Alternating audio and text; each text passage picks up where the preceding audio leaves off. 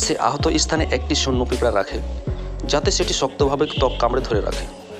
যখন পিঁপড়ার চোয়াল ক্ষত স্থানে দৃঢ়ভাবে লেগে যায়, তখন সে সঙ্গে সঙ্গে পিঁপড়ার দেহ ভেঙে ফেলে, শুধু মাথাটা রেখে দেয় ক্ষতের উপর, যেন এক ধরনের প্রাকৃতিক সেলাই সূচের মতো। এরপর সে একই প্রক্রিয়া বারবার করতে থাকে, যতক্ষণ না ক্ষত পুরোপুরি বন্ধ হয়ে যায় ও সেরে ওঠে। এভাবেই পিঁপড়ার মাথাগুলো ক্ষতের উপরে থেকে যায়, যেন জীবন্ত সেলাইয়ের মতো।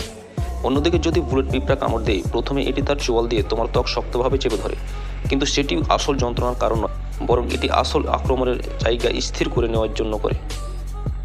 তারপর হঠাৎ শরীর বাঁকে লেজের বিষাক্ত হুল দিয়ে একই জায়গায় পরপর দংশন করে বিপুল পরিমাণ বিষ ঢেলে দেয়, যার ফলে ভয়াবহ জ্বালা ও ব্যথা অনুভূত হয়। আর যখন কোনো পিঁপড়া উপনিবেশ হঠাৎ করে মৃত্যুর মুখে পড়ে, পুরো উপনিবেশ আতঙ্কে ভরে ওঠে, কারণ নতুন পিঁপড়া জন্ম না নিলে তাদের জাত টিকিয়ে রাখা সম্ভব নয়। পুরুষ পিঁপড়াগুলো তখনও যান্ত্রিকভাবে খাবার গ্রহণ করতে থাকে, যেন সব কিছু স্বাভাবিক, কিন্তু অন্তরে তারা জানে তাদের সমাজ ধীরে ধীরে শেষ হয়ে যাচ্ছে। সময়ের সঙ্গে সঙ্গে পিঁপড়ার বাসার কার্যকলাপ কমে যায়, একসময় ভিড়ে ঠাসা সুড়ঙ্গগুলো হয়ে ওঠে নিস্তব্ধ, শেষে পুরো উপনিবেশ নিঃশব্দে বিলীন হয়ে যায়। জীবনের এক ক্ষুদ্র সভ্যতার শান্ত মৃত্যু।